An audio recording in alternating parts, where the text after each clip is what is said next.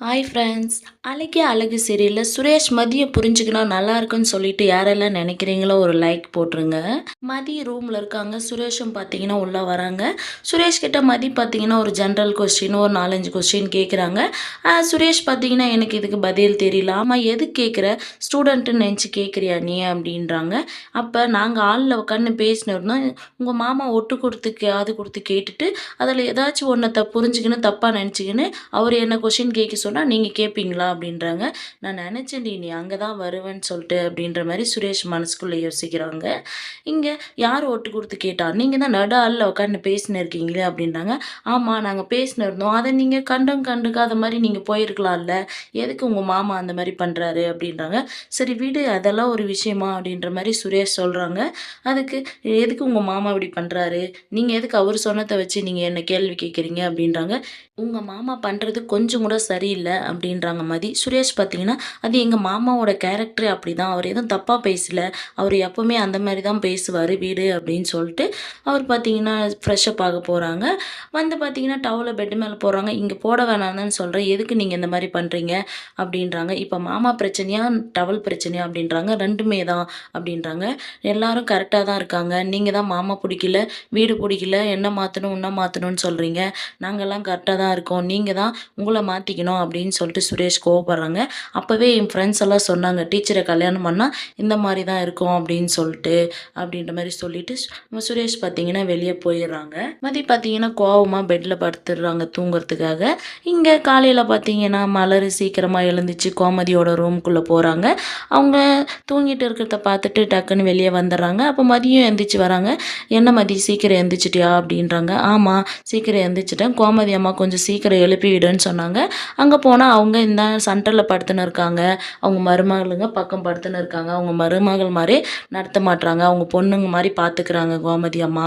அவங்க மருமகள அப்படின்ற மாரி சொல்றாங்க. ஆமா அப்படின்றாங்க மதியும். நம்ம அத்தையும் அந்த மாரி இருந்தா எப்படி இருக்கும்? அப்படின்றாங்க மதி. அதுக்கு மலர் பார்த்தீங்கன்னா, அவ்வளோலாம் வேண்டாம். அந்த மூஞ்ச கொஞ்சம் சிடு சிடுன்னு காட்டாது இருந்தாலே போதும் அப்படின்றாங்க. அப்ப பார்த்தீங்கன்னா, மீனாவும் எந்திரிச்சு வராங்க. யார் ரூம் தொறந்தது? நான் தான் தொறந்தேன். அம்மா எழுப்பி விட சொன்னாங்க. இருங்க நான் எழுப்பிட்டு வரேன் அப்படின்றாங்க மலர். இல்ல நானே எழுப்பி விடுறேன் அப்படின்னு சொல்லிட்டு மீனா போயிடுறாங்க. இங்க கோமதி, ராகவன், ராஜலட்சுமி எல்லாரும் பார்த்தீங்கன்னா, வாக்கிங் போறதுக்காக நின்னு இருக்காங்க. அப்போ கோமதி கேட்குறாங்க, நீங்க எல்லாரும் வாக்கிங் போவீங்களா? அப்படின்னு சொல்லிட்டு. அதுக்கு ராஜலட்சுமி பார்த்தீங்கன்னா, இல்ல என் பையன் பாக்கியராஜ் எங்க வீட்டுக்காரர் போவாரு. சுரேஷ் ஜிம்முக்கு போவான் அப்படின்னு சொல்றாங்க. இந்த என் வீட்டுக்கு வந்துக்கிற புது மருமக ஓட போவா அப்படின்றாங்க. ஓ! அப்ப எல்லாம் சேர்ந்து போவீங்களா? அப்படின்றாங்க கோமதி மதிக்கிட்ட. இல்ல ஒரு நாள் தான் நானும் மாமாவும் சேர்ந்து போனோம். இப்ப நான் தனியா தான் போறேன் அப்படின்றாங்க. சரி வாங்க இப்ப மதி, ராஜி, நானு அண்ணாவோட எல்லாம் சேர்ந்து ஒண்ணா போறோம் அப்படின்றாங்க. அதுக்கு ராகவன் பார்த்தீங்கன்னா, இல்ல நான் தனியா போறேன். நீங்க போங்க அப்படின்றாங்க. அப்ப ராஜலட்சுமியும் வாங்க நீங்களும் சேர்ந்து போலாம் அப்படின்றாங்க. ராகவன் பார்த்தீங்கன்னா, எதுக்கு அவங்களுக்கு தான் முட்டி வலியே வேண்டாவா? அப்படின்றாங்க. என்ன எல்லாரும் முட்டி வலின்னு சொல்றீங்க? நானும் இன்னைக்கு வரேன் வாங்க பார்க்கலாம் எவ்வளோ தூரம் நடக்குறீங்களோ அப்படின்னு சொல்லிட்டு பார்த்தீங்கன்னா, ராஜலட்சுமியும் வராங்க. வாக்கிங் போயின்னு இருக்கும்போது ராகவன் கோமதி கிட்ட பார்த்தீங்கன்னா, உங்கள் மருமகள்களெல்லாம் வாக்கிங் போவாங்களா? அப்படின்றாங்க. ஆமாம் போவாங்க அப்படின்ட்டு கோமதி சொல்கிறாங்க. எதுக்கு பொம்பளைங்கெல்லாம் வீட்டில் அடுப்படியில் வேலை செஞ்சாவே வாக்கிங் போன மாதிரி ஃப்ரீயாக இருக்கும்ல அப்படின்றாங்க. அதுக்கு இல்லை வீட்டில் வேலை செய்கிறது தான் அதிக வலி கொடுக்கும். அதனால தான் வாக்கிங் போகிறாங்க அப்படின்னு சொல்கிறாங்க. இல்லை என் ஃப்ரெண்டை அமுச்சு வச்சுருந்தான் பொம்பளைங்க வீட்டில் இருக்கிற வேலையை பார்த்தாவே சரியாக போகும் அப்படின்னு சொல்லிட்டு அப்படின்றாங்க. ஃப்ரெண்டு சொல்கிறத நம்புறீங்க பொம்பளை நான் சொல்கிறத நம்ப மாட்டீங்க அப்படின்ற மாதிரி கோமதி கேட்குறாங்க.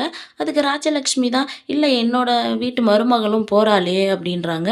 அவங்க தான் இன்னைக்கெல்லாம் காலேஜில் நின்று கிளாஸ் எடுக்கிறாங்கல்ல அதனால் அப்படி தான் இருக்கும் வீடுங்க. எதுக்கு அந்த டெம்பரவரியாக போகிறதுக்கா அப்படின்றாங்க ராஜி.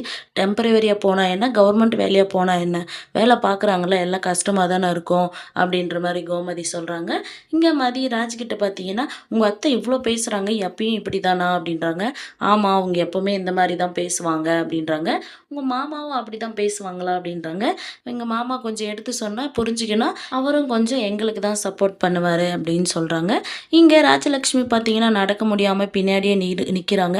அப்போ வாக்கா சீக்கிரம் ஏன் அங்கேயே நின்றுட்டீங்க அப்படின்றாங்க. இனிமேல் நீங்கள் தினமும் வாக்கிங் போகணும் நான் ஊருக்கு போயிட்டு கூட நான் கால் பண்ணி கேட்பேன் அப்படின்றாங்க. இப்போ எப்படி நான் வீட்டுக்கு போகிறேன்னே எனக்கு தெரியல. நீங்கள் தினமும் வேறு இதில் வாக்கிங் போகணுன்னு சொல்கிறீங்க அப்படின்ற மாதிரி ராஜலக்ஷ்மி சொல்கிறாங்க. இங்க மலர் பார்த்தீங்கன்னா, கிச்சன்ல காஃபி போட்டுன்னு இருக்காங்க. மீனா வந்துட்டு, "கம கமன்னு வாசனை வருதுக்கா, காஃபி போட்டீங்களா?" அப்படின்றாங்க. போட்டேன் குடிங்க" அப்படின்றாங்க. "நீங்க குடிக்கலையான்றாங்க." "இல்ல நான் அப்புறம் குடிச்சுப்பேன்." "அது யாருக்கு அப்ப?" அப்படின்றாங்க. "அது யாராச்சும் வருவாங்கல்ல திடீர்னு அவங்களுக்கு குடுக்க" அப்படின்றாங்க. "ஃபர்ஸ்ட்டு நீங்க எடுத்து குடிங்க" அப்படின்னு சொல்லிட்டு அவங்களும் குடிக்க வைக்கிறாங்க. திடீர்னு பார்த்தீங்கன்னா, ராஜலட்சுமி வந்துட்டு, "மலரே காஃபி எடுத்துட்டு வா" அப்படின்றாங்க. "அதோ போட்ட காப்பிக்கு வேலை வந்துச்சு பாத்தியா" அப்படின்னு சொல்லிட்டு சூடு வச்சு எடுத்துட்டு போய் குடுக்குறாங்க. எல்லாரும் வந்துடுறாங்க. அப்ப ராகவனும், ராஜலட்சுமியும் பார்த்தீங்கன்னா, கோமதி கிட்ட, "நாங்க குலதெய்வம் கோயிலுக்கு போறோம். நீங்களும் வரீங்க தானே?" அப்படின்றாங்க. கோமதி, வரோம்" அப்படின்றாங்க. "மாப்பிள்ளைக்கெல்லாம் சொல்ட்டீங்களா?" அப்படின்னு சொல்றாங்க ராஜலட்சுமி. சொல்லிட்டோம். யார் யார் வராங்களாம்? அ மாப்பிள்ளையும், ரேவதியும் தான் வருவாங்களாம்" அப்படின்றாங்க. ராஜலட்சுமி பாக்யராஜ் கிட்ட பார்த்தீங்கன்னா, "நீ அன்னைக்கு ரெஸ்டாரண்ட் போனோமே, அந்த மாரியே வேன் எல்லாம் ரெடி பண்ணிரு பாக்யராஜ்" அப்படின்றாங்க. ராகவன் பார்த்தீங்கன்னா, "வேற யாராச்சும் கூப்பிடணுமா?" அப்படின்றாங்க. அதுக்கு மதியோட அப்பா, அம்மா கல்யாணத்தில பார்த்தது. அவங்கள வர சொல்லுங்க அப்படின்றாங்க. மதியோட அப்பாக்கு தான் உடம்பு முடியலையே, அவரு எப்படி வருவாங்க அப்படின்றாங்க.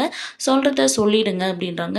கோமதி பார்த்தீங்கன்னா, அப்ப ஏன் மலரோட அம்மாவ கூப்பிடலைங்களா நீங்க? கூப்பிடுங்க அப்படின்றாங்க.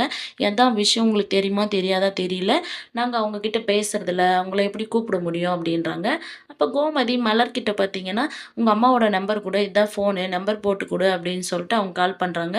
நான் உங்க சம்மந்தியோட வீட்டுக்கு வந்திருக்கேன். இந்த மாரி குலதெய்வம் கோயிலுக்கு போறாங்களா, இந்தா அவங்க பேசுறாங்க, பேசுங்க அப்படின்னு சொல்லிட்டு ராஜலட்சுமி கிட்ட குடுக்குறாங்க. ராஜலட்சுமி பார்த்தீங்கன்னா, ராகவன் கொண்டு குடுக்குறாங்க. ராகவனும் ராஜலட்சுமிய பேசு அப்படின்னு சொல்றாங்க. அவங்களும் நான் ராஜலட்சுமி பேசுறேன். இந்த மாரி குலதெய்வம் கோயிலுக்கு போறோம். வந்துருங்க அப்படின்னு சொல்லிட்டு பார்த்தீங்கன்னா வச்சுர்றாங்க. அப்ப மலர் பார்த்தீங்கன்னா ரொம்ப சந்தோஷப்படுறாங்க. கொஞ்ச நேரம் கழிச்சு மலர் பார்த்தீங்கன்னா, கோமதி அம்மா இருக்கிற ரூமுக்கு போய் அவங்கள கட்டிப்பிடிச்சு அழுறாங்க. யாரையும் எந்த ஒரு விசேஷத்துக்கும் இதுவரைக்கும் எங்க அம்மாவ கூப்பிட்டதில்ல. நீங்க கூப்பிட வச்சுட்டீங்க அப்படின்றாங்க. மாமாவோட 60ஆம் கல்யாணத்துக்கு வந்துட்டு ரொம்ப அசிங்கப்பட்டு போனாங்க. மதி, சுரேஷ் கல்யாணத்துக்கும் பார்த்தீங்கன்னா, ஒரு ஓரமா நின்டு பார்த்துட்டு போனாங்க. இப்ப இந்த ஒரு விஷயத்துக்காக நீங்க கூப்பிட சொன்னதுனால அவங்க கூப்பிட்டாங்க.